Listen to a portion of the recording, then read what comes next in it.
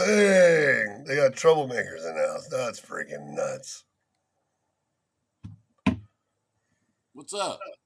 I'm just getting it fired up this morning. Flipping the hair. I don't care.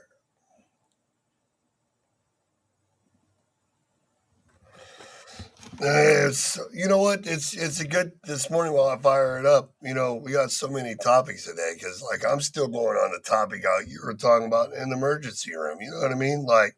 You know, like I seen a person today talk about Gmail. You just discussed fraud last night. And I seen a lady talk about Gmail, and I'm like, if they X out Gmail, will that stop fraud? I'm like, no, has nothing to do with fraud. Gmail. The reason I have a Gmail account, I see people, you're not a real guy if you got a Gmail account. The reason I've got one is because it's a hell of a lot more secure than the other accounts I had. I don't know, it seems like it's easier because I got yahoo.com, I got shaggyconsulting.com, shaggylogistics.com. And I tell you what, I use both and I'm marketing, and it really doesn't matter which one I use as long as it doesn't go to spam because it seems like they all go to spam. And really, when you're booking loads or you're working with people, if you don't do the fucking research, whose fault is it? I I mean, if you give your information, well, first off, let's get the show started. Hey guys, it's coffee in the morning. I got my road cup here. If you guys like, it's Frank, Shaggy. We may have a couple other special guests pop in. We never know. I'm back out of the hospital. I still got my band on. My chest is killing me like crazy, and I think I got like 9 puncture holes in my arms. Man, it's freaking nuts. But hey, we still got to work. You know me forever. I don't stop. Have you guys got comments? Type it in the chats. Have you guys got questions? Let us know. We're always, me and Frank have been, this is my 15th year. I'm just like excited because I just got dawned on me. And it's like fucking 80 years for Frank. So, he's yeah, been, I got underwear older than Shaggy.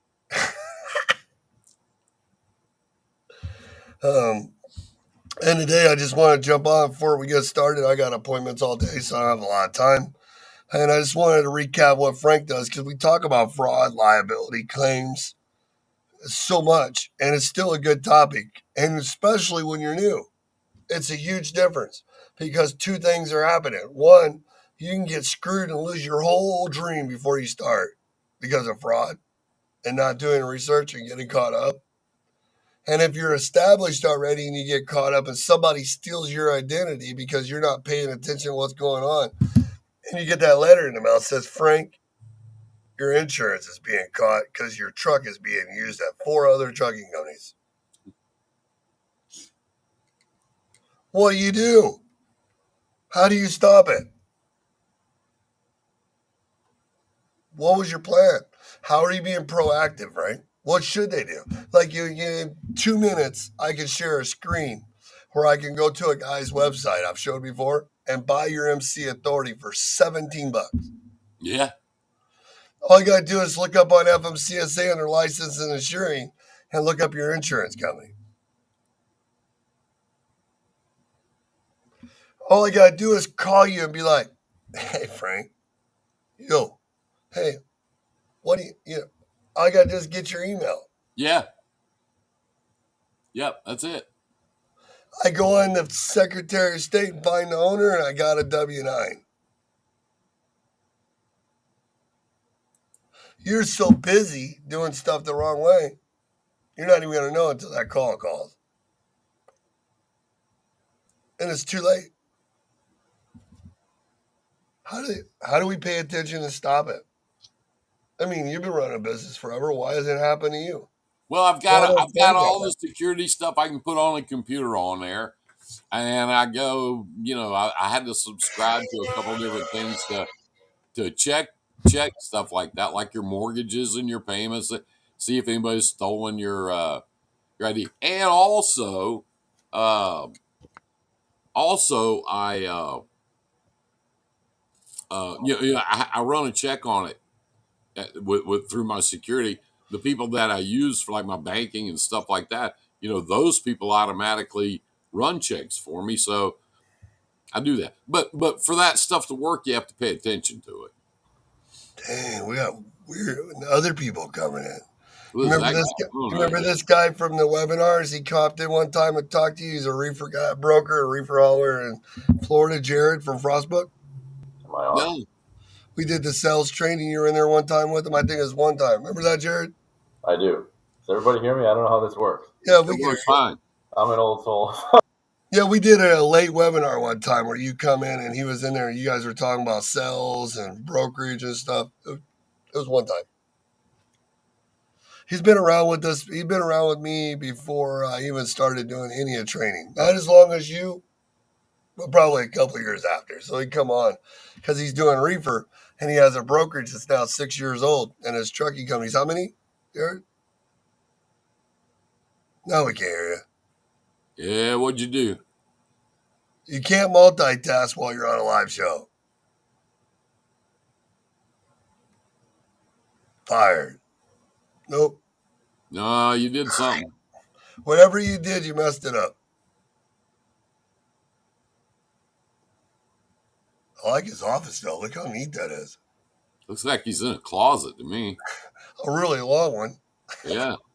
He's got the flag on the back. Didn't you have a flag in your office? Nope. No. Log out, come back in.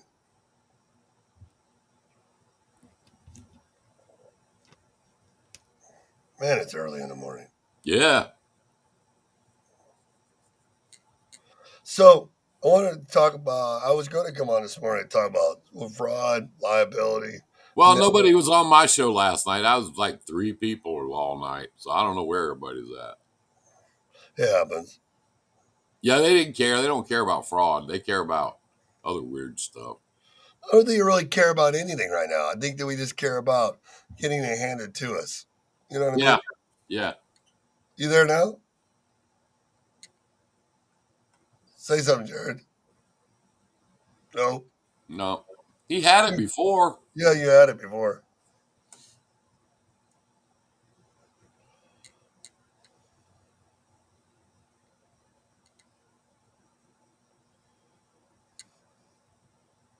It takes a minute to get woke up on here, you know that?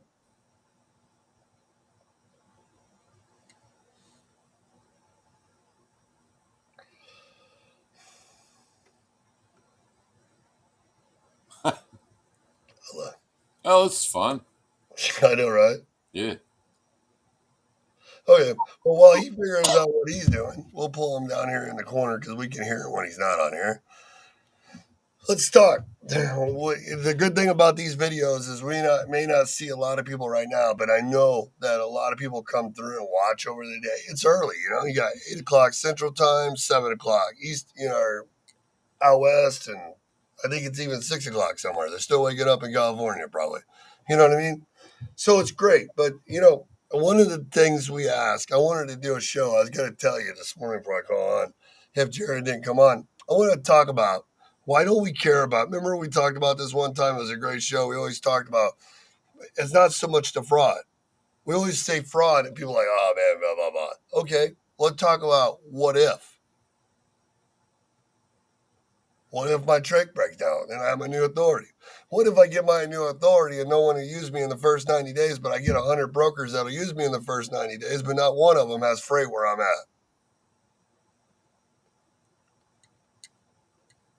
I don't know. I How can't many, answer any of how, those questions because that's all stuff you need to find out before you get an authority oh, or before you launch out and break your truck down. are you back now?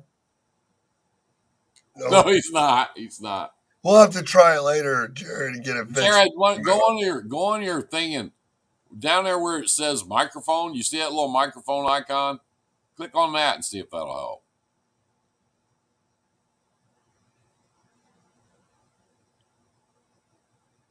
Because when you first logged on, it was working.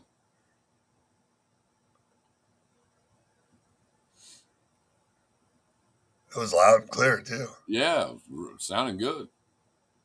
You know, for a guy that works in a closet, it sounded really good. Man, I don't know. I'm looking at his closet. He got flat screen on the wall and all kinds of stuff. Yours looks like it's got a toolbox in your closet. I do have a toolbox in my closet. Okay, just making sure. Yeah. My I cause try to is, keep I I think my try to cause keep is, it all nice and neat, and never works. I got like 30 hats. They wound up piled up behind me. And, I got some Dion shirts that just came in for the trucking company. oh yeah, Yeah, I mean he sends shirts. I want one of these days. I need to learn how to send shirts. I don't know. Yeah, Hmm. Yep. All right. So we have all these things that's going on in the industry. And what's really crazy, what I notice in our industry is with the compliance company and the brokerage and just about everything right now is it's popping. We're just waiting on you to talk. Can you hear it? Jared? Nope. no, He's mad. He's been trying to get in here for like 3 days. It's amazing. Isn't it funny, Frank, how all of us have been around in trucking forever? We have companies that have been listed for a long time. We're actually established for years, but we're still old as fuck when it comes to fucking technology. But we still get the job done. I don't know. I've been doing, when I do my little go lives and chats and all that stuff. I'm actually except for some of the computer systems and stuff like that, still pretty much doing things the same way I did them 30 years ago. The way I find customers, the way I dispatch freight, the way I qualify carriers, all that stuff at our shop, we pretty much do everything the same way we How did much it, a long time ago, because it works. how Because much fraud do you have? we got hung. I'll just tell you, we got hung with a company. It's been about 9 years ago, and they call up and they got two of our loads. They told us they were somebody else, and they got two of our loads, and they put them out there. Didn't pay the carriers. Then we start getting phone calls, and I'll just tell you this, because this is kind of a twist on the deal, right?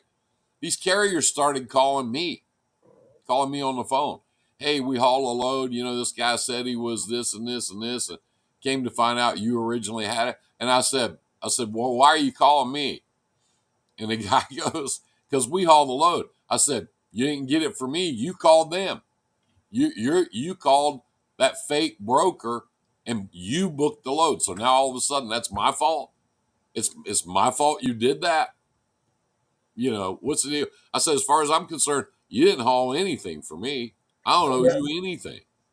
Yeah, So and so I mean, you have credit checking software, you got these factoring companies, you have all these I processes to be know, I able to know. protect yourself. So why are we still having all these dumbasses that go out and fucking just because you're too lazy to network Too and lazy, research too lazy, to or fucking or go the on? rate, is too good to be true, or you're in a big hurry. There's all these reasons. I talked about this a couple weeks ago. There's all these reasons that you rush into this thing, and you bring it up, and you go, God, that's $3 a mile. I'm going to grab that. And you don't even think about it. It's not real. It- Oh you know, yeah, and it's like you're in, you get the load delivered because you're so excited. They're urging you the whole way. Next thing you know, you send the bills to them because they need copies immediately when you deliver, and then you wonder why you're getting fucked. yeah, yeah, yeah, yeah. I mean, you asked what everybody says about double brokering. Hey, I get it. DAT has exposed everything out there. They've gave everything to anybody that wants to buy a low board. I get it. I Yeah, understand.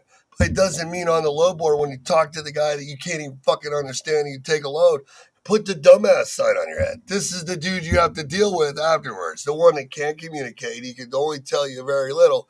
And he really sounds like he's a virtual assistant working for fucking Fall River Transportation out of Kansas City because they can't get Americans to work. So now they outsource it all because people are fucking lazy. yeah, yeah. It's just like I was in that group. I was like, I'm not bringing this stuff up because I could care less what other groups are doing.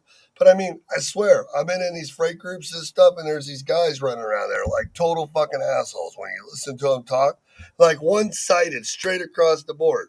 And the group keeps growing, right? Right? The group keeps growing. And the group keeps growing. And it's funny because I seen they were going to strike. It was August 20th. I think that's now, right? to the 26th. Who's going on strike this time? I think it's that old new OOIA freaking whatever, the new IOI to reject group that's over there. I mean, I don't know, the 30,000 people that hate the world, hate people. But we are a one stop shop that is the best in the world now, right? We have a brokerage, we got all these services. We're now in the NASDAQ, the white and government speakers, but we're all assholes. We treat people like shit. I And don't know. I don't know who they are. I've never seen them. whatever, you were in their group until they kicked you out. Oh, is it that guy? Yeah, that guy. They're He all didn't over the kick. place. It's his 10 millions from 4 months ago. He didn't kick me out. I just left. Oh yeah, we left. That's right. We didn't I get just kicked out. yeah. I don't want to say his That name guy because I'm started trying calling not me on to. the phone, doing this, doing that. I said, you know what? You're a weirdo. This is too weird. It's like we were in there, and you got that guy from Massachusetts. You got that dude there. All these guys, and it's like a whole nother rebel 10. But now they got investors and websites, and Oh yeah. He's big time. And when he started, he was in New York City. He was over there by RFK Airport. He hauled. What company is he with? Oh shit! He got it working. Now he's going to interrupt everybody. don't. I moved him out. Uh, I don't know, but that guy, he had 3 trucks. That was that, and he was starving to death. He was going broke. Now he's a famous rock star, gonna overthrow the United States government. Go for it. Go. Oh no, no, I've he's heard going this. to throw the government, insurance companies are crooks, brokers. We're going to be a transparent brokerage and only tell you. It's like we've seen this how many fucking times? Oh God, yeah. You know, this thing that we do, it's really not that complicated. Everybody tries to make it really, really complicated. That's right. Uncle Frank left. No one puts Uncle Frank in the corner. I just left. I got tired. This guy started calling me on the phone. Yeah. I forget his name, but he started calling me on the Michael Boston. Yeah. He started calling me on the phone. We're gonna do this, and we're gonna. I said, whoa. You know, leave me out. I don't want to be. I don't want to be in this. Well, I'm gonna get you on a video. We're gonna. I said, nah, you're not gonna get me on a video. We're not gonna do this. So I don't know. Now he went from being a 3 truck owning guy starving to death to being a rock star. Good for him. Good for him. Morning, gentlemen. What's up, Jared? Jared, what's the, I'm look. such an old soul. I had to figure this one out the hard way. So, Jared, tell everybody who you are so Frank can catch up. You got a brokerage, a trucking company, you're a beekeeper. A little bit of everything. With bees. Agriculture, we do a lot of tropical fruits down here in Southwest Florida, Punta Gorda. We have some properties, so we do mangoes, guanabanas, just different specialty fruits there. On the trucking side, we're all full truckload reefer freight. We fill in a lot of our voided space with some USDA dry freight, canned fruits through different food pantries, prisons, that sort of deal. Frank, you're a small hero of mine. I actually caught up with a lot of your YouTube content that you maybe have 80 or 100 views on. I can't believe that content like that out there hasn't caught on fire. So, Well, thank you. I just started the YouTube channel not very long ago, and I don't push the videos or try to publicize them, that kind of thing, because I'm pretty busy most of the time. I know the feeling. Thanks. I never do this either. So Shaggy's on every morning, and we talk about getting me on. I finally got a webcam the other day, and just figured it out this morning on the microphone side of things. Shaggy started me doing this a few years ago. We used to talk on the phone all the time, and 2019. And he started. Yeah, you got to get on these videos. Got to get on. So I got on a couple with him. So that's kind of how I started doing it. And then I have a group of people in my little Facebook group, and mostly I go on there on Tuesday night and talk to them. I mean, we're friends. We just sit there and talk.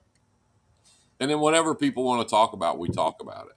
But I just try to be helpful.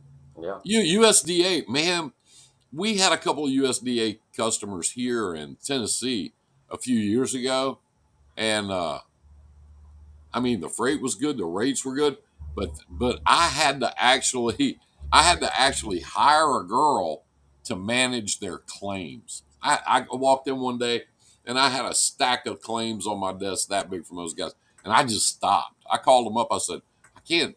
I'm not going to do this. I got a $400 claim on every $900 load I move for you.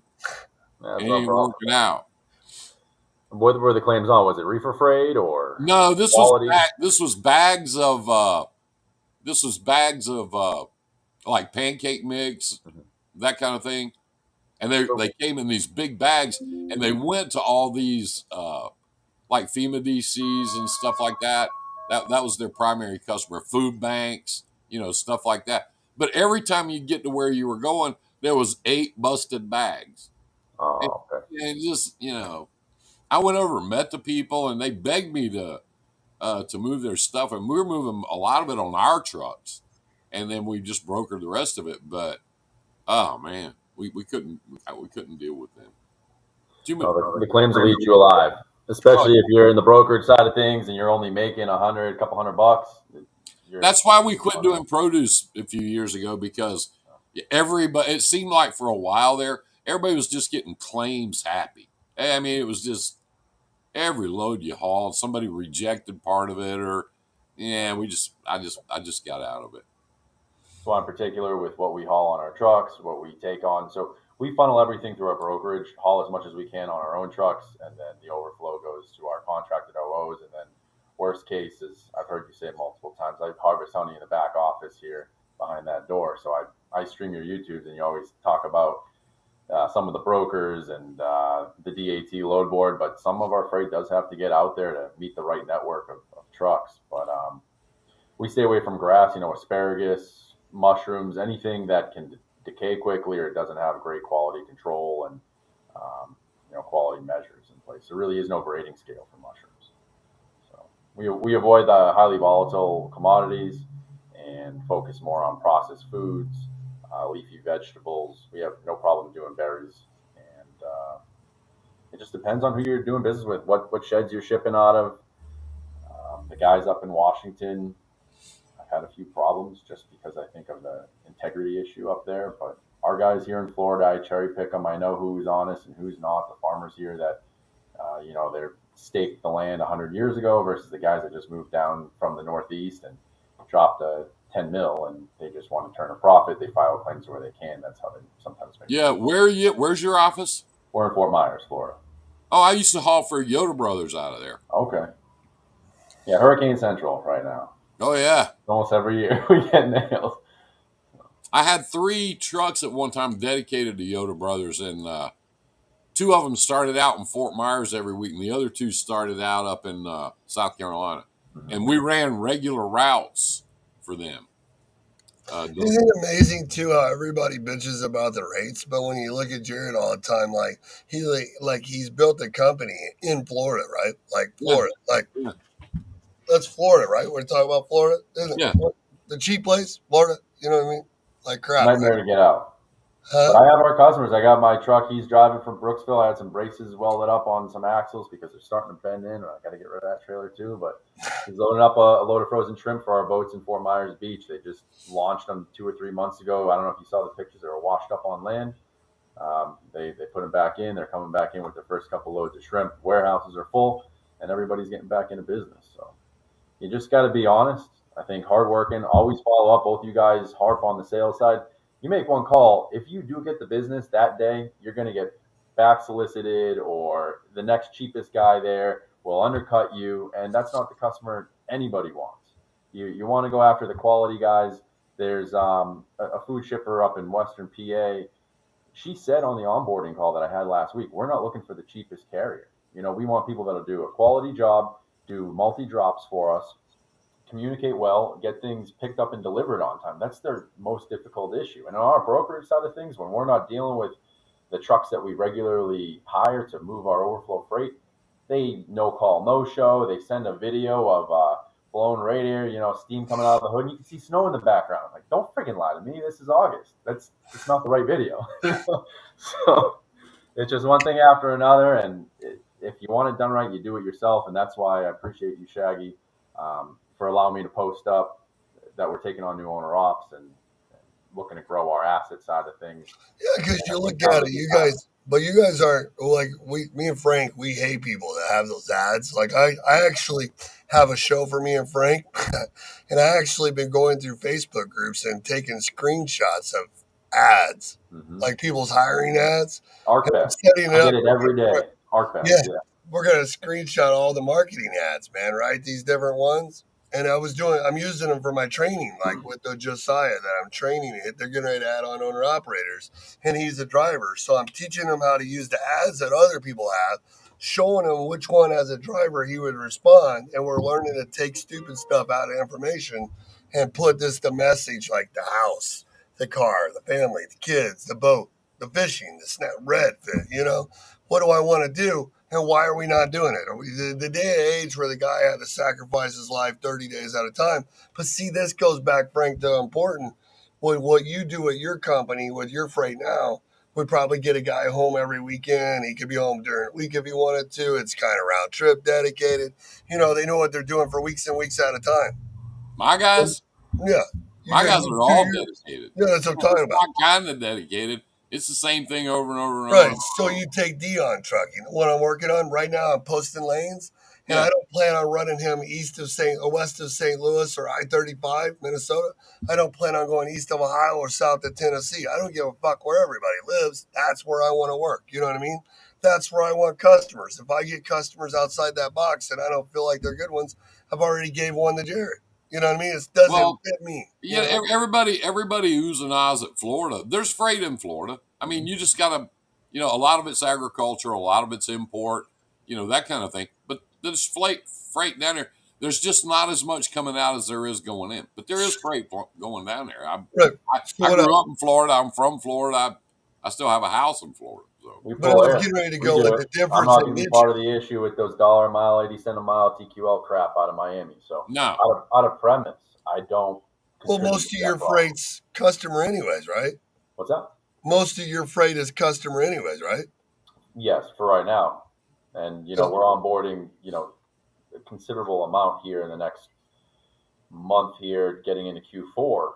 Um, I would say even if we onboard 10% of our onboarding calls and that we actually start hauling freight for them and close the sales cycle, it should be a considerable amount. So we should have a lot of overflow freight too, and that would be a good opportunity to take on more carriers or more drivers and trucks at that time and Yeah. make So where purchases I because was the market going, right now is cheap. Frank, you were saying you're willing to help out the struggling people. I know the assets that we own have gone 50% or more from last year. no, I had yeah, trailers that were worth 80 grand. You couldn't sell them for 40 right now. yeah. but when I was heading with it, the difference is you have three different people in this room. One, you have Frank that his customers are 2 years out dedicated. You know what the carriers already know what they're doing. He explained it. They work together, do the bids. They have relationships. You got me. I'm getting ready to take on Dion Trucking. We just added 4 owner operators, built this fleet to 10. And we're going to we're going to do home on weekend and regional. And I'm going to be like you are, customer generated. But I'm doing drive in and flatbed. I'm not doing an exotic niche, which is what I call reefer or oversized. Or now maybe will I get into a little bit with the flatbed? That's down the road. But I'm staying general because I want to build a product home weekends, consistency of like Right. 6 to 7,500 a week, right? See, but when we talk about what you guys are talking about, because you guys have way more, I am not a reefer guy. Have I been to Salinas, Modestos, Hall, Gentech Medicine, freaking all those places for O. Henderson as a team where we went to Fresh Express, Dole, Del Monte, picked up Anna. I know all that stuff, but it's not my niche. I haven't ran a company. I don't want to do the claims. I'm like Frank. So, how do you build, like you're offering he's offering what was it? What you're averaging like 7, 8,000 a week with your reefers when they're running. But see, a lot of your guys have to chase the freight because it's a different breed of Joe Denny's. Mm-hmm. I run. Isn't that what Joe, oh, go ahead.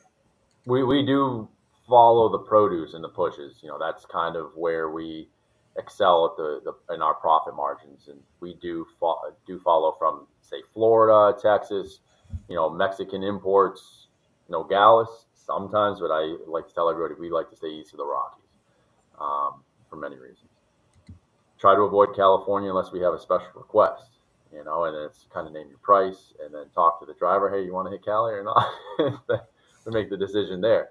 But so most of our trucks are moving their way up, you know, north of Tennessee now, and we're servicing Michigan heavily.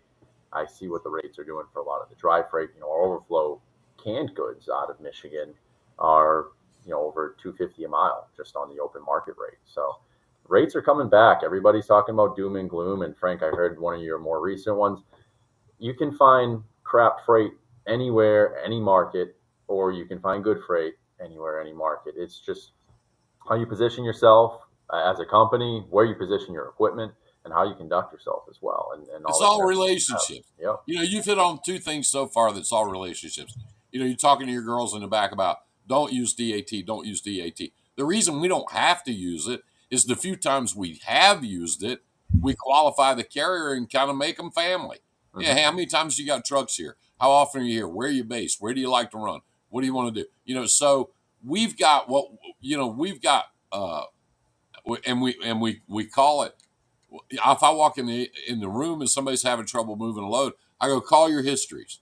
So they get on our computer and they find out who hauled it before. Call them on the phone. Call them on the phone. And it's a really funny thing. We've been around long enough. That always works. That they always find somebody from our history list in our computer. So you know we do a lot of stuff that way. I'll walk in there. All right, everybody, start working the histories, and boom, boom, boom, boom, boom. You know, and they'll find somebody. But that's why we don't use it. You know, when you get into Michigan, and my dad started our company hauling tomatoes out of Florida. That's where we started. We followed the tomato crop all the way up to North Carolina, Virginia every year, and we hauled tomatoes up and down the East Coast. So I'm kind of used to that way of thinking. I'm used to that mindset. And if I'm going to go to Michigan or I'm going to go to Ohio, Northern Ohio, stuff like that, I'm going to do the same thing with those growers up there and those shippers up there that I want people to do with me. I'm going to be on their history list. I'm going to be on their call list. And we start moving loads in and out of there. Prior to DAT, if DAT blew up tomorrow, I wouldn't care. It wouldn't bother. It wouldn't change anything we do. Nothing. I don't care. I don't need it. I don't want it. I don't like it. God, you know how much money we would make? Because Yeah, we're willing to those do the work, services. Jared. When those services came about, I was actually on the phone with the guy that started Truck Stop probably 40 times. He used to call, well, I'm going to add this and I'm going to do that. He started that company, and the niche that he was looking to fill was guys like us that had our own outbound freight, our own customer freight, but we wound up in different places all the time, and we need to get the truck back. You know what's That's why funny? those things started, was because I can't sit there and make sales calls all day in Iowa when I send trucks there maybe twice a year. I can't do that. So that was why it started. They were never intended, these load services were never intended for a guy to get up in the morning and turn on DAT, and all of a sudden he's in the trucking business. And then you get these boneheads on the other Facebook groups. If you're taking advice from other Facebook groups, this is the only one that's real. See, you're an idiot. Anyway, this one guy that's on Facebook, and he's got a huge group. And he owned one truck. I don't even know if he still does, but he sits there and he's the authority on trucking. And if you disagree, he'll ban you from his group. But he sits there and he goes, "There's no such thing as a backhaul." So now But you, he's got 40,000 people saying it. There's no such thing as a backhaul. Yes, there is, motherfucker. There is such a thing as a backhaul. And if you ever had a customer in your whole life, you would know that. no, that's why he's switching to flatbed now. Because all the shit he used to talk about his relationships with dry van. Now he has to go to flatbed. We I all know know he's we're got trying to. 40,000 people following him because he banned me too, and I didn't even say anything. Yeah. Well, no, it's when I you speak saw him. the I truth. saw him at How Matt. is Shane even in there, though? That's the part I don't get. How is Shane even in there? What's he doing? I'm going to ask Shane one day. Shane Yeah, has known that guy for a long time. I When know. I was at I Matt, remember when they met. Before a whenever couple chat. years ago when you and I were at Matt's and when you had your own booth and stuff, he came walking by, little dwarf of a fraction of a man that he is. And I was sitting in a chair over by Shaggy's booth. And he comes up to me and he goes, "So you're the guy that doesn't like me?" I said, "Bitch, I don't even know you. You should keep going. You should." You should need to continue walking, or you're gonna find out how an old Marine kicks your ass because he's always, "I'm a Marine, I'm a Marine." Yeah, yeah, okay, weren't we all back in Right. the '70s? Not now, but he's a weird little dude.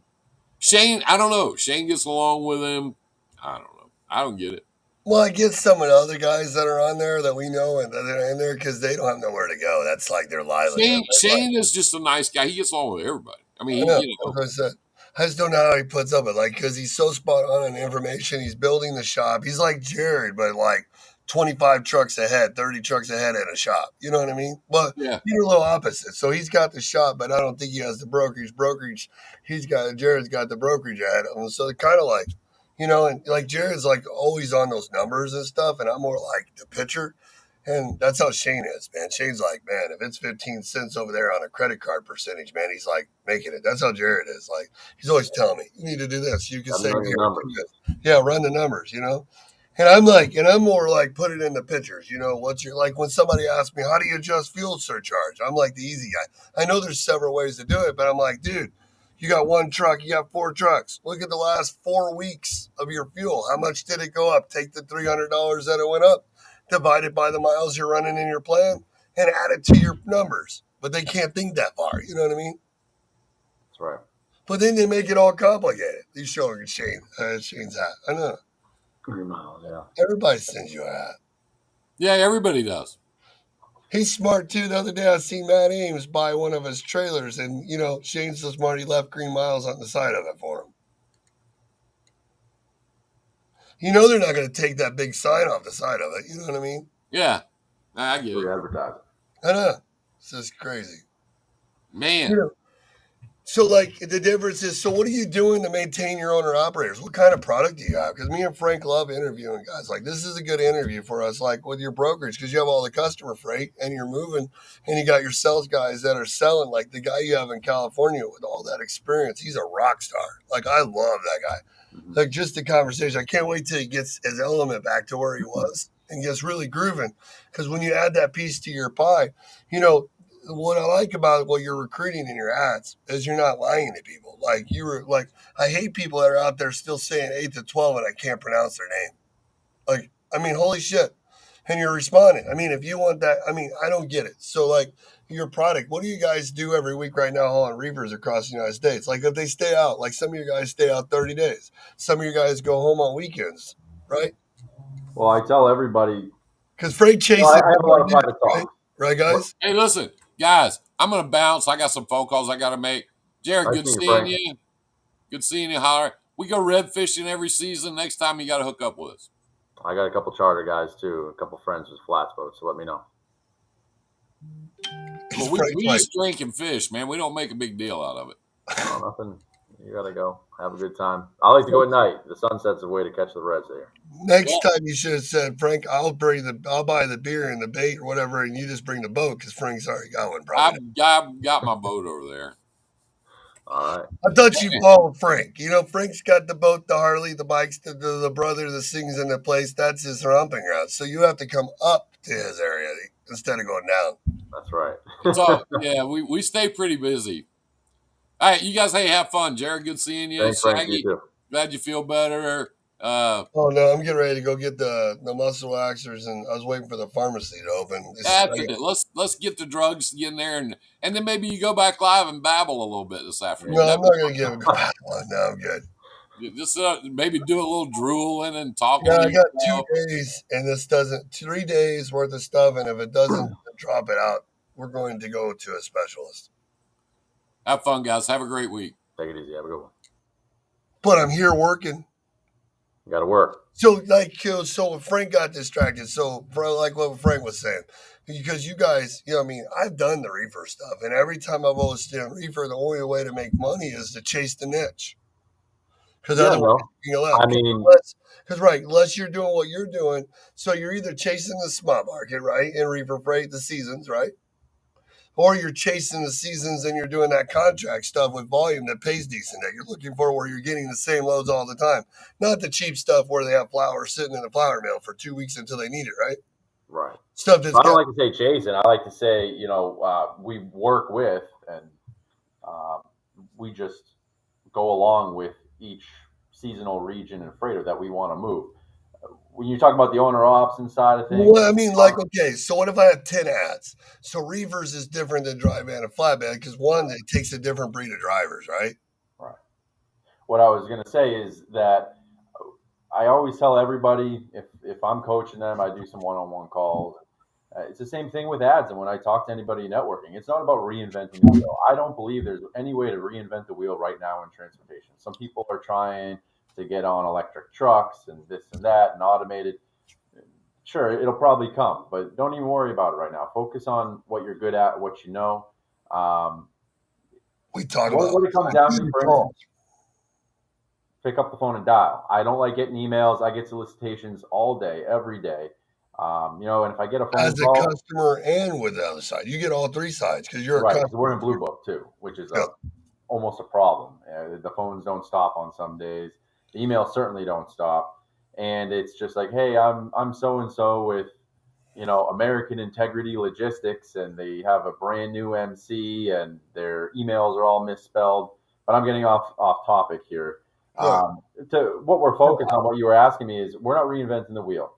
I talk to guys, and everybody wants to be treated like a friggin' person.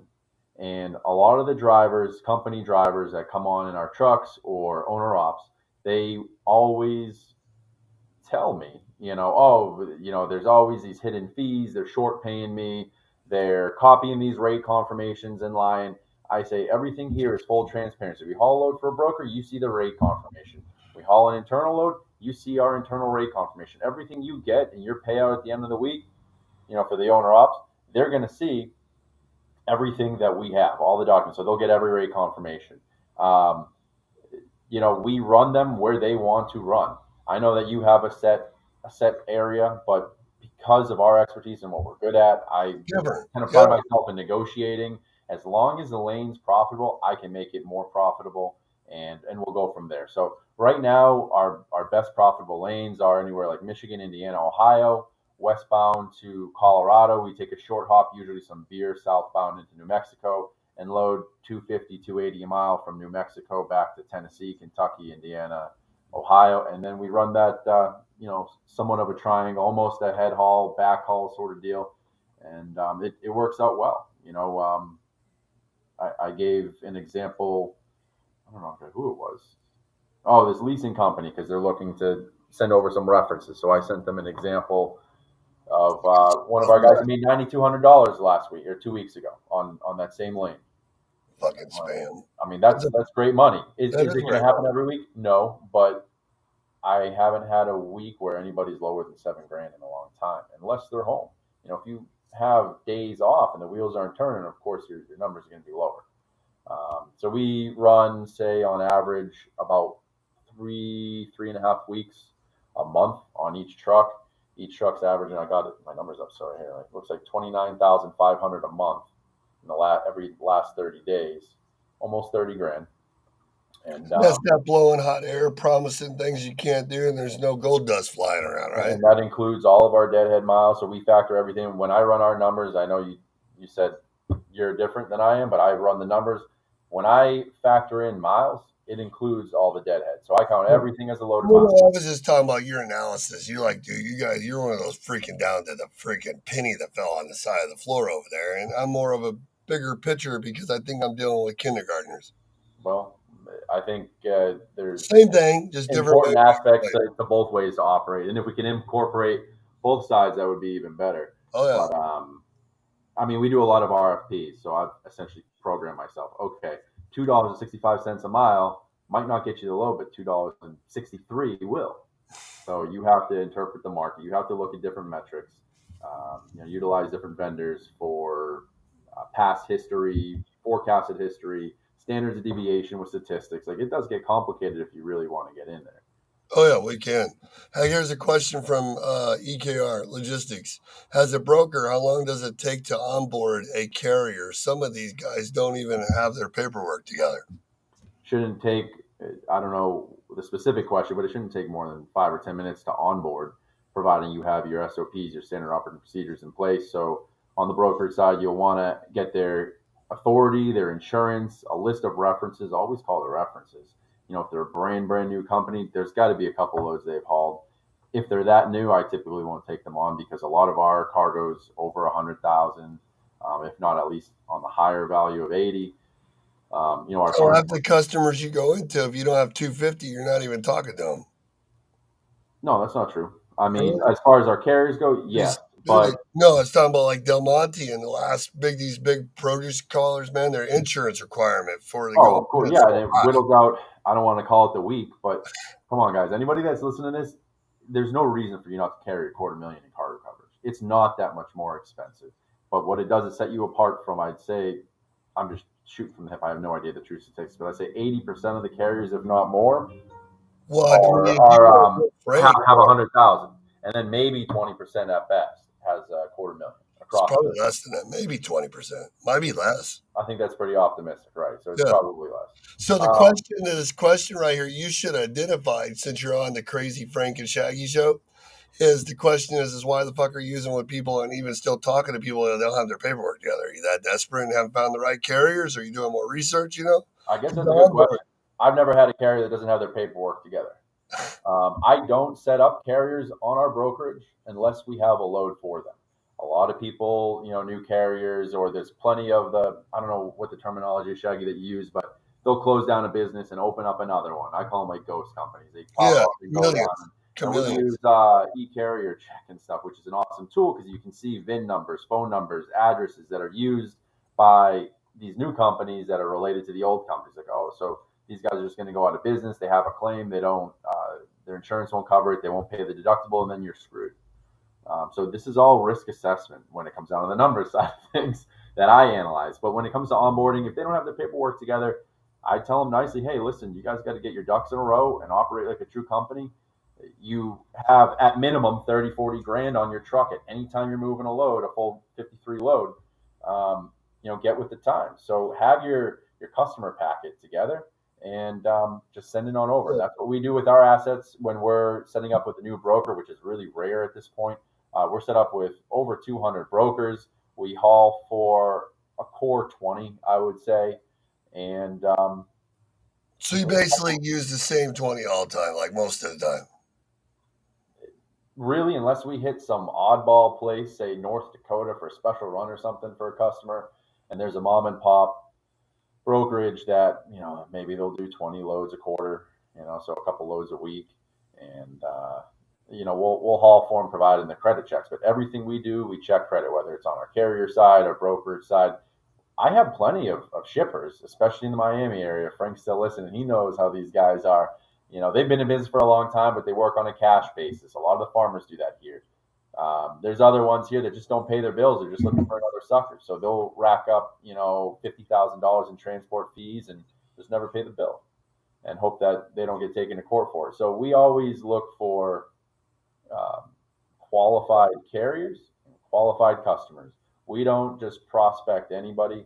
We prospect kind of going off of what you're working on. We prospect certain areas and regions and companies that have good rapport, good reputation, steady freight, if at all possible. We're trying to grow more with where it's processed food facilities, bakeries, processed meats. Where with me, I'm looking for dry van and steel manufacturers. Right. You know what I mean? I want the manufacturers. I don't want the warehouses because you go to the warehouses, then you still need to find the A and C because the B is not the place. You know what I mean? Right. So, and always work off of references too. So if you have good customers that are doing good business with you, you ask them for a referral. So if there's good, honest customers that you're running with, you like working with them, you're going to want to ask, for a reference. And they'll typically have a good pool of good vendors of theirs that they either buy raw materials. And that might be FOB for your customer, freight on board, customer routed, but you route it for them, bring the raw materials into that customer. So now you're just closing up the logistics. Come on, Jared, I can't even get the first phone call out. Now you want me to pay attention and ask for networking too, like bird dogging? Holy cow. Like, are you serious? Like, dude, half the trucking companies that are out here right now, this is the truth. I say this all the time. Number one, if a broker or customer was looking for you to find you to be able to give you the freight that you want for your type of equipment, half the people aren't even telling nobody. You know what I mean? Like, we literally have to fucking work to find somebody to offer them what they want. And, and then number two, like half these people that have trucking companies and brokerages, if you went to the top 200 people they grew up with and know, they don't even know they have one. That's right. And networking is everything. But picking up the phone, when I first started getting my mic working in this conversation, is you just got to pick up the phone and call people. And not 10 calls, not 20 calls. That's something I struggle to coach certain people with the company on is, you got to make 100, 200 calls a day. If you're in sales, make that reach, make the connection, and not just to get their money and get their business. This has to be, a legitimate, sincere wanting to help one another and being a good fit. There's plenty of shippers that we've turned down. I specifically have turned down so that because we're not the right fit, whether it's freight, whether it's ethics, time of year, obviously rates is an obvious one, but there's so many different metrics in there that we take into consideration. So it's not a one size fits all. And if you're going to be a jack of all trades, as the saying goes, you're a master of none. And that's why we focus most heavily on the reefer freight. Our dry freight customers that we're hauling for, they can run on reefers. So it's not van exclusive. It's not flatbed exclusive. It's fully versatile. So in the wintertime, say when we have our northern shippers that are shipping stuff southbound year round, right now, since the north is pumping out reefer freight, it's 350 plus a mile south to the Gulf Coast. It's 250 for vans. So of course we're going to run the vans because they don't have the overhead, they don't have the operating costs, and their rates are lower. But you can't find reefer freight in the north when things freeze and there's snow on the ground. So instead of getting $1.50 a mile for what we'd call a backhaul, there's a real thing there. We would take our 250, direct freight so that we have more of a steady, consistent rate year round. And that's just something that comes with time and networking. What's up, Mad Max? And we got another question for you from EKR. He says, do you see these questions popping up? Yeah, I'm trying to get there. There we go. Yeah, can you guys tell me what your back office looks like to run your brokerage? Back office, that's a big question. It's like it is. If we had more specifics, I could give you an example, but we of course run a tender management system. We have various vendors that we partner with to vet carriers. We have various vendors that we partner with to vet customers. You need to get credit worthiness, operating risk on the carrier side. This is like a conference that I could take. It is. It's like a whole other hour. Like there we went right off into, because it's not even the back office. The back office is set up to control claims, control liability. Then you get into the percentages that you have to bid freight because you could lose money just waiting for it because of reserves, all that great stuff, right? That's right. So many angles that fly off that one topic, right? Like I said, it would take more than a day, I guess, to go through it. That's something that would probably be a question for you. How do you move? Have a whole consulting. How do you move? We just moved 180 loads, right, for a company. We had no claims. Right. Nothing. That's like for a new brokerage in their first year, like we are compared to you. That's amazing. Like we didn't make the margins we want, but to accomplish it, the whole process, like from A to Z for one customer, the project, it's insane. Mm-hmm. It is. That's a hard feat. So I don't know what type of freight it is, but that's great because it's like something to limit risk, and it annoys the hell out of me sometimes because when we haul for brokers, like, oh, drivers got to be on the dock counting and making sure all the product matches the bills. I'm like, yeah, that's great, but all your customers, since COVID, you're not allowed on the dock. It was casting. So we have to call them every time, and we have to have it signed on a piece of paper for these damn brokers. Oh, it has to say specifically, driver is not allowed on the dock or whatever. Driver has to stay in the truck. Like, you'll be loading at, say, a Miracle. Are you out of your damn mind? Like, you know how this is. You guys just make it difficult for the carriers. So I feel like it's almost a way to trap these guys for a liability that if they don't do their due diligence like we do, if there is a claim, they're just going to shove it right at the carrier. And that's something I think that Frank was talking about with companies. I'll keep them completely nameless. I don't want to talk bad about anybody, but they're out there. Some of them make their money off of claims, off of short pays, off of fines. They might break even on the line haul load, but they'll hit you every time. And all it takes is one load of haul for them, and that's it. And I'm getting a lot of calls throughout the day for dispatch services. y'all got to work on your pitches. That's all I got to say. It's And don't be horrible, isn't it? disrespectful because, when we have, I don't want to be rah, rah, rah American, but if we have in house, like feeding people on payroll, dispatch, like actual employees, don't try to say, oh, well, we'll do it for half the price. So you're going to eliminate jobs to go ahead and have a call center overseas think that they can even do half of what we do in quality, never mind quantity. I don't think so. My So, favorite part is when they call me on the phone or I'm doing posting now on DAT. They're even smart enough to see my phone number on DAT, and then they'll send me a message on text and say, hey, we're this, and this, and we could do this. And they're like, nah, I already do it myself. Well, how are you doing it? Well, why don't you just freaking call me? I don't need you. And then the next thing you know, they're like, fuck you, right. because you don't need me. I'm like, oh my God, man. My favorite thing I've heard too with a lot of stuff that's going on, Roger Pennington, you got to be so careful. I have so many stories about fraud. I could go for hours. Like, I love the Roger one I heard the other day where he caught a double broker and the double broker was pissed off, but they were a dispatching service like in Bosnia or Ukraine or somewhere or whatever, Belarus or something. And the guy said, I'm going to mess up your stuff. And next thing you know, he's got 40 different carriers, bad reviews everywhere you can think of. Yep. You know how drastic that is? That's why I kill people with kindness, and um, it's not worth the fight. I'm not gonna be a keyboard warrior or a phone warrior. I had one guy when we were hauling for a melon customer. I'm gonna keep everybody nameless, and we haven't hauled for them almost since.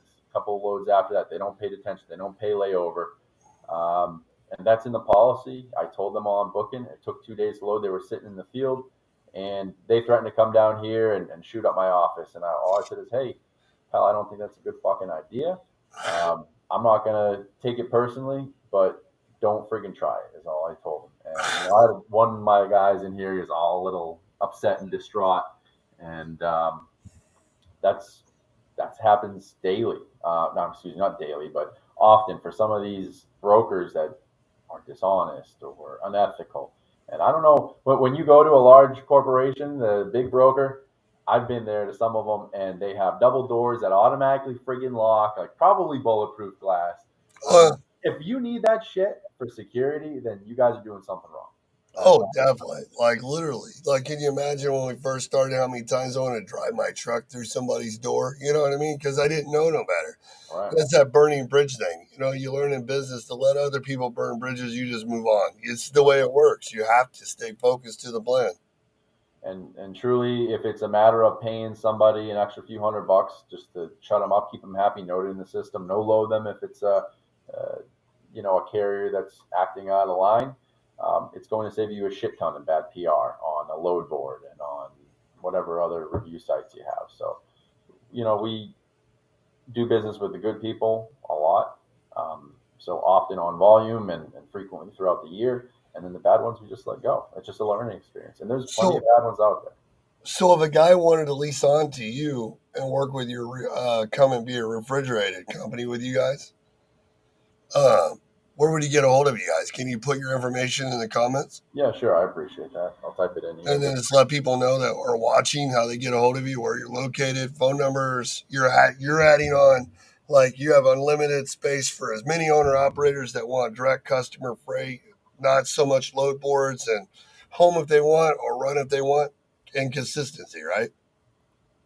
That's right. Where do I type in here? Right there in the thing where it says the comments are blasted up there. Yeah, Put but the I don't have comment in it. a text box. So, It says post a comment. I'll type it in for you. I'm a younger guy, but I don't know how to use any of this crap. I'm doing it right here on the screen. I appreciate it. Yeah, let me do it. Frostbrook, what's your phone number? 239-245-9426.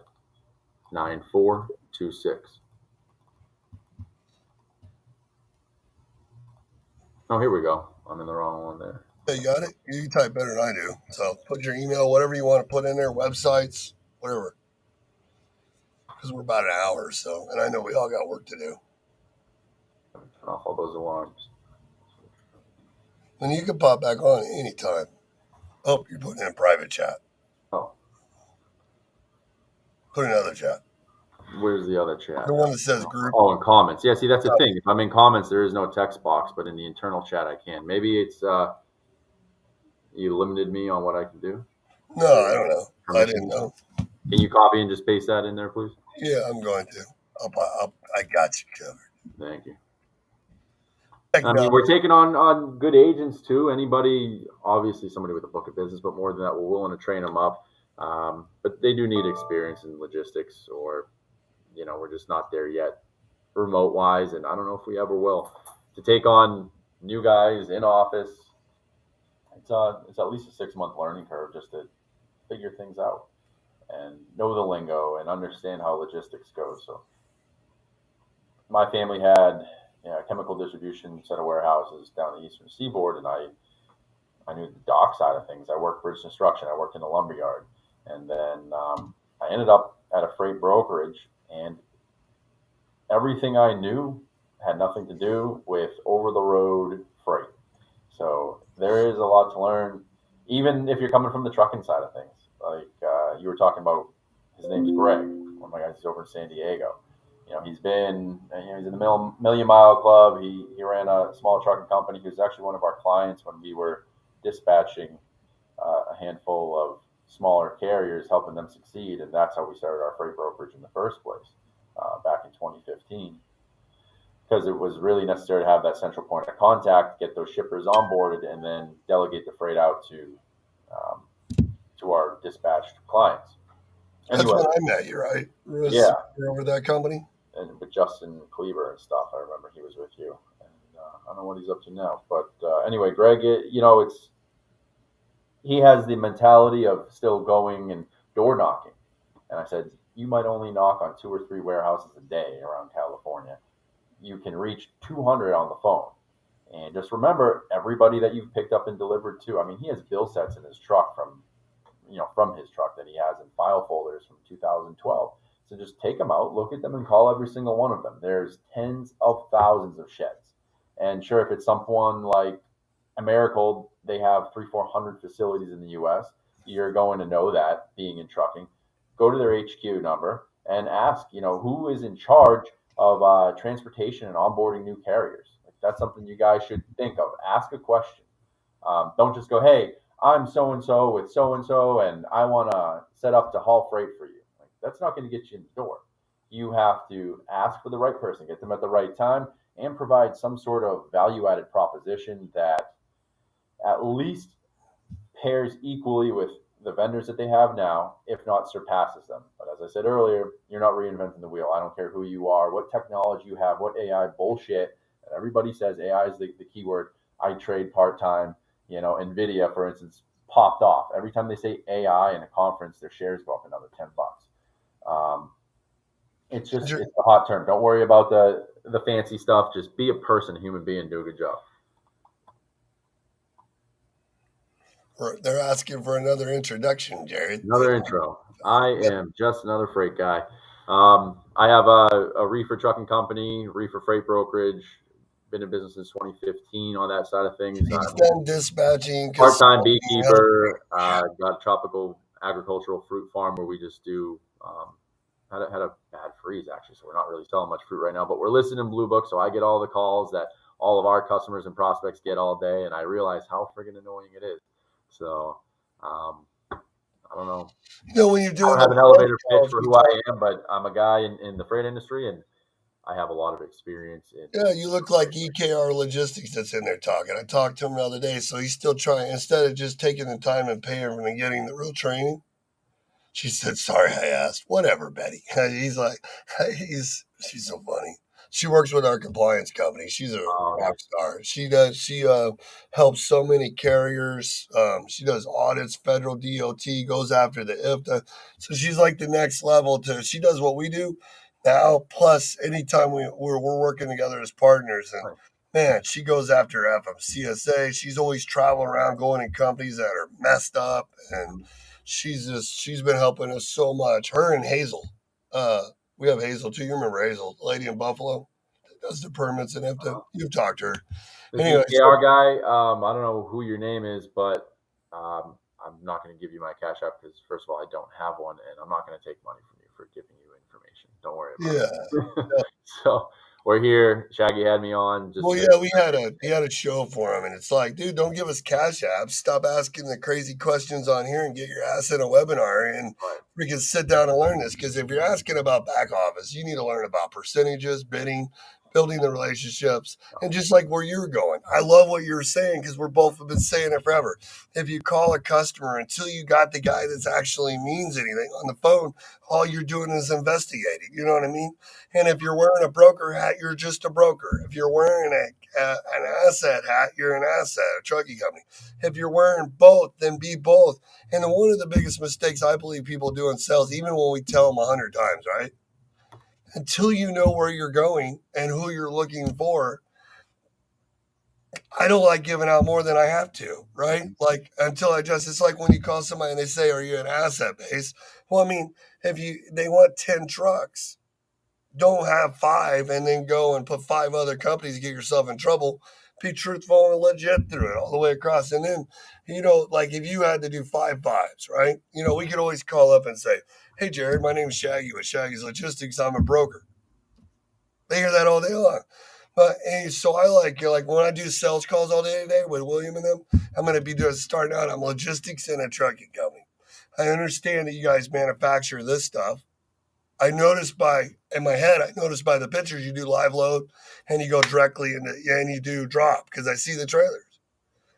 And I noticed that because I've done a little research and we're not stupid, that I know that product probably moves in these areas.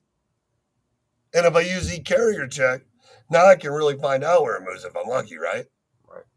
Through people are pulling. So now I have the lanes. But the problem is even if we go to the headquarters, sometimes the headquarters is the wrong place. We should have went to the factories individually. Sometimes we go to the factories and we should have started at the headquarters. That's what makes it fun. It keeps it Yeah, interesting. it's called Sherlock Holmes, right? Yeah, anybody that we take on, they'll ask me questions like, "Oh, what's your favorite part of the industry?" I'm like, there is never a same day that I have ever had. And personally, I like to work hard, and you have to have a certain personality. You have to succeed and thrive with chaos.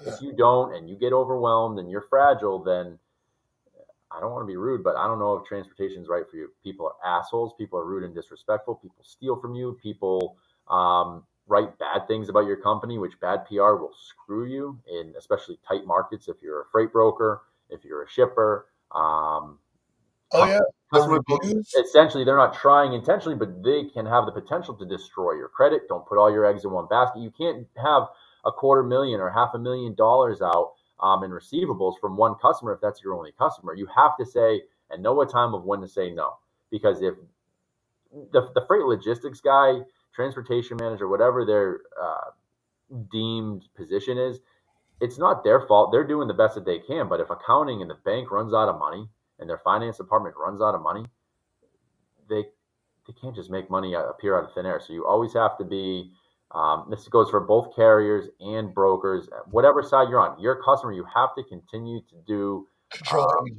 credit checks. I know I have a SOP of every month, which it probably should be even more often, but every month I go through our active customer sets, our active broker sets, and I make sure that I check their days to pay, their credit score, and then any new notes that come up, good or bad, in different credit reporting agencies. So this is whether you have a factoring company or not. You still do this job yourself.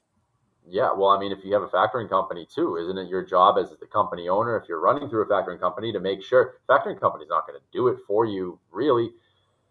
They'll make sure that the company's solvent, but they will definitely extend credit to you of less than perfect. Not to you, but to that customer for you to have whatever it's called, freight bills, or extend whatever the credit. So say, you might only want to extend 25 grand of credit to a shipper. They very well might offer 100 grand, because remember, factoring companies in business to make money through factoring each bill set. They make money off of each bill, a percentage. So the more loads that come in, the more money you make. And I don't know about you, but most people don't operate on recourse or non-recourse. I get those confused. But anyway, the one where you're liable at the end of the day, if the customer doesn't pay the bills, you're still going to have to pay the bills. It's not even that. Yeah. What about when you got a 1.9, well, you got a 4% or 2% quick pay and you're new and you haven't built credit yet? credit yet, and your percentages because you're slaving over these shitty customers are less than 10, and your reserve is 10 for till the customer pays, and you're not controlling the aging and everything on top of that. You're not making any money. I mean, what are you going to do when you get 25 deposits and the ACH fee to get that deposit's 250? Yeah, if you're going to partner with a factoring company, partner with the right one. Do your research. Talk to 10, not even 3. I always check 3 references as my rule of thumb. But I would, if you're doing friggin' millions of dollars of business a year, you better be checking with a lot of references. And if you're doing $1 million a year, make sure that you get a contract that is easily separable. So it will be a monthly renewing contract, not an annual renewal, not a biannual, like every 2 years, where then you can break the contract without a fee. How many factoring companies should a brokerage have? None. But if you need to have any, I mean, you can't have more than one at a bank according to the contract of however the finance and laws, rules, regulations of, I don't know, the FDIC or whatever operates. You can only have one. Yeah. EKR Logistics. It sounds like, with all due respect, you need to do a lot of research before you start business. It looks like you have a nice logo, catchy. You got, cool name. I don't know what it stands for. But remember that you're the face of the company. So even as you grow, say you have 20, 50 employees, you should know everything and how everything goes. If not, before he got here, right? Before you even got the name thought of EKR Logistics, these questions should already be figured out. Before you started and got your EIN, your employer identification number, before you got your business license to operate in whatever state, yada yada, your tax identification number is your EIN. You got to network, test the markets, what you want to do, ask all these questions before you started all this. But that's okay. I don't know how far in you are.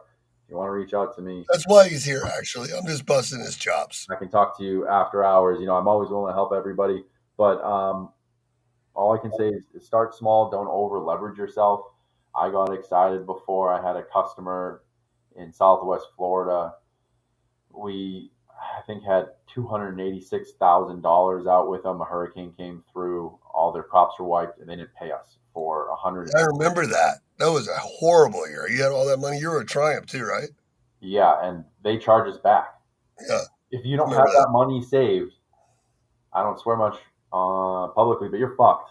Like, you are completely screwed. And you better make sure that your corporate umbrella covers your ass, and you're not running an LLC pass through as a sole proprietor or any bullshit like that. Run an S corp and make sure that your loans and all liens go through your corporation, which nowadays, with the way credit is, I doubt you'll have a bank that will ever underwrite a loan that doesn't have a personal guarantee, but you should figure that out. There's times. Nah, just go get a bunch of fucking grants and use the government money started. Then when you don't like it and fail, use the leftover money to go do another business like all the other idiots out there. And so, because that's the way to do it now. Rob everybody from Peter to Paul because you're too lazy to do it your fucking self. Sorry. Yeah, I'm just reading EKRs. Yeah, you got to learn from the bottom up, bottom and the top. He's talking about his lumber customer. His what? His lumber customer. Okay. Lumber's tough, man. There's not much margin in it. And it's a fight. I mean, I admire people that get away with moving lumber. To do all those calls and try to keep U.S. Steel. It's like U.S. Steel. They're at or below like a DAT rate.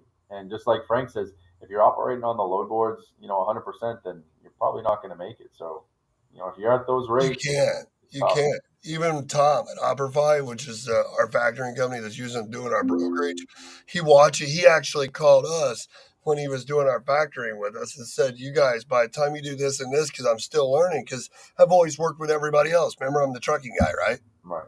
I'm not the expert broker. Now I know way more than I knew then, let me tell you. And I've always been around it, and done it and had customers with the trucking and worked with certain people we won't talk. But, it's funny, he was telling us, like, by the time you do this and you do your split and you do this, you can easily get caught up because you're like, wow, I made 8 to 10%, but you didn't. Because every rate con cost, the time cost, the services cost. You have an average of all that stuff daily and weekly. Yeah, insurance and contingency. You have to take all that and divide it over what you're doing and know how to add that in on top of your factoring, if you make money off the quick pay or not. I mean, all these variables come in, and then you have the reserve, like you're talking about. That reserve goes for 30. I mean, your customer may not, if your factoring company takes 7 days to invoice after you give it to them because of their processes, they're so big, like Triumph, then your customer don't get it for 7 days. Now your aging's already 35. That's right. But we're It's a doggy. The margins in transportation are thin, so don't be deceived by the raw gross profits that you see, because the second you go out and party and celebrate or get a little frivolous and buy a $200,000 rig, yeah, Jared. unless you Yeah, got a Jared. hundred trucks, you're gonna bury yourself. Yeah, Jared. Yeah, this is Jim over at the shipper. Yeah, I'm sorry, man. The market just changed this month, and the boss came down and said Arrive's coming in, and they can do it for about 50 cents cheaper than you. So if you can meet that call, you love that call, right? Well, let me change I that. haven't quite gotten it because I'm selected with our customers, but Right, but you I get it. get it where, hey, we got to drop our rates a little bit because I Yeah, got 10 yeah. people calling my finance department getting through, and they know that rates are $2 a mile outbound, say out of Florida versus, two I fifty. like And I I want like to be fair to my customers too. So we'll work with the market. As long as they're willing to work with us when things go up, I'll work with them as things go down. I But like what I try to do is have something steady year round where everybody's happy. We don't have to worry about the bullshit weekly fluctuations or monthly fluctuations. It's just, where are we at this year? This is how it's going to be. With COVID and all the bullshit that went through, it's been very difficult. So Well, we've yeah, kind of because gone most of back your to customers, the doing inventory, quarterly quotes instead. Yeah. you got inventory. Most of your customers right now are waiting for the market to break. The inventory's backed up. If it's not, Mm-hmm. it's crazy, man. It's like, and then on the other hand, you got customers that everybody keeps telling you that they got loads sitting on the dock. Well, there's could be a reason for that. Mm-hmm. I mean, and they'll end up moving it because there's a lot of chumps out there.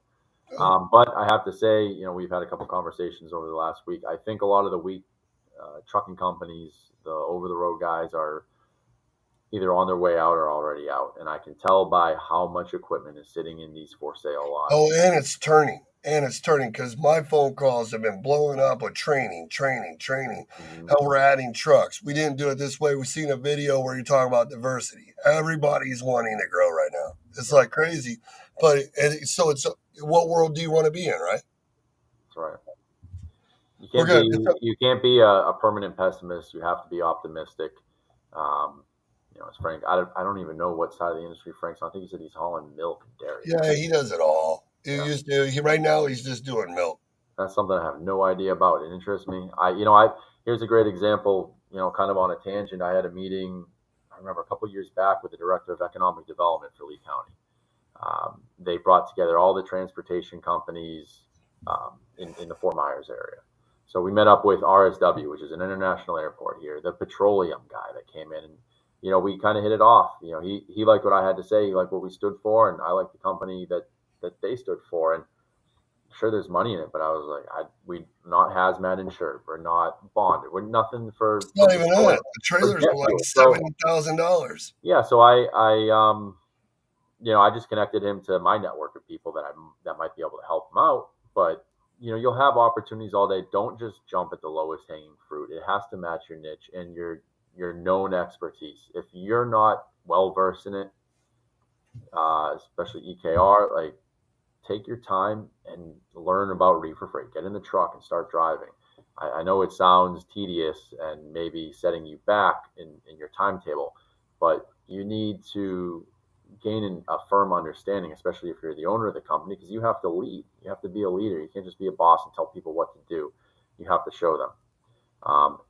Even if you hire individuals that come from a company with experience, they're going to bring the good things and the bad things from those other companies. So you got to keep everything in line. And I think you need to know the industry as good, if not better, than everybody else you bring on that you work with. Otherwise, you're just going to be another number. And if you're not a value added approach, then you're going for cost. And you don't want to be the cheapest carrier out there, race to the bottom, maybe making $100 if you're a freight broker, or making low margins as a trucking company. Hold on, I got another guess. He's gonna be like, "Where am I at?" Watch this. This is my one-on. This is my one-on-one. I've been building their trucking company. He don't even know he's coming on. Watch, I'm gonna freak him out. Josiah's like, "What's he doing?" Let's see where I'm at. All right. Say hi, Josiah. Say hi. You're live on my Facebook feed. Oh, hold on. Let me tell. Hey, say hi, Josiah. To Jared. I don't think you hear him. Can you hear him? Yeah. How you doing? I'm live on my show right now. Josiah is actually learning how to. He's coming in off the road. They have a trucking company, construction business, family owned, and he's actually in my go-to meeting right now, waiting for our 10:30 appointment. He's been doing 3-hour increments with me, doing one-on-ones, and now we're getting to we learned dispatching, routing. Tell them what you learned about ghosting.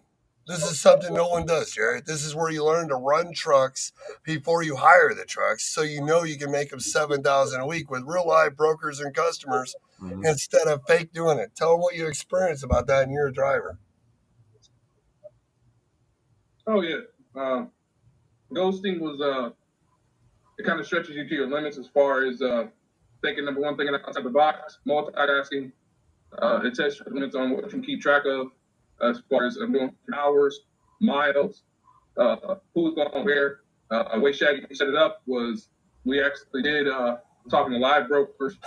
I'm doing everything but signing the Raycon, essentially. So, we're going down to the minute. Staying in certain zones, staying in certain areas, making sure you get the driver back on time for weekends or whenever you have them shut down. When they go to the truck, supposedly goes shut down. It's an experience. At first, it was overwhelming. Not gonna try to sugarcoat it. It was frustrating. Just dealing with just 5 trucks, and then as we progress further, him making it more in depth, making sure I do not have run out of hours, making sure they're staying in compliance, and then also having to deal with even before Raycon was supposedly signed, a lot of people either canceled on me, so I'm having to, with this imaginary truck, if you will, try another load, and remember that driver is hours ticking down. So. Yeah, it was something. And it was really cool, Jared. He's only going to run the Midwest because they're out of Kentucky. So before he ran the Midwest, I made him learn what it was like to run one truck in Region 1, one truck in Region 2, one truck in 3, 4, and 5, and keep him there, get him home for a weekend, and build a product of 7,000 a week without even having a real truck. Because if you can't do it with the real load boards in the real network, what are you going to do when traffic's involved? Shitty shippers, all that, the other stuff. You know what I mean? Like, everybody wants to run a trucking company, but we don't build it in. He learned about posting with direction and searching, where he actually went out and posted his truck 30 to 60 days out. And the people that called him didn't even care if he was new. Isn't that crazy? They wanted that exact truck for the lanes. Wasn't it? What do you think, Josiah? No, I agree with you 100%. Like I said, it's very good training. It really does. It's on the job, or the OJT on the job training. You can't bullshit yourself, and it kind of breaks the rust up. If you're not good with talking with people, if you're an introvert, or you're the type of individual that doesn't have good interaction, it'll give you the interaction you need. You're dealing with people who know what they want. You're dealing with brokers. You already know how we deal with brokers. So the mindset is to break that roughness off. You break the rust off, and you can get to the point where you're literally you're hitting it. And I noticed that my calls got more fluid when I'm speaking to people, when I'm actually trying to get my point across, or when I'm actually trying to get a certain rate. That's another thing too. I had to make a certain amount per week per truck, so I had to make sure that I'm getting a good rate. I couldn't book something just because I need to get him from here. I'll take whatever they give me. I couldn't do that because I'll have myself towards like Wednesday, Thursday, like not meeting that quota. So guess what I had to do? I had to start all the way back over. Somebody's hours, calling people, starting back in a certain region. So that kind of trained me like I'm not going to take bullshit. So, but that's also a push to see why we need to get direct customers instead of dealing with brokers. That's a whole nother story. And that's the story we're heading to now about what people leave on the table because they don't know how to make the second call when opportunity knocks too. Right, Jared? That's right. Yep. I know we're an hour and a half in, and Jared's busy because you got to run a business, and I'm going to kick him off here. We'll be right. Move around All scene. right. Good luck with the conference call. Thanks for bringing me on. It was good to talk to you. And Yeah, you got that link. Just send me Frank's the. face, but it was good to talk to him too. Yeah, we'll send you the link so you can hop in whenever you want.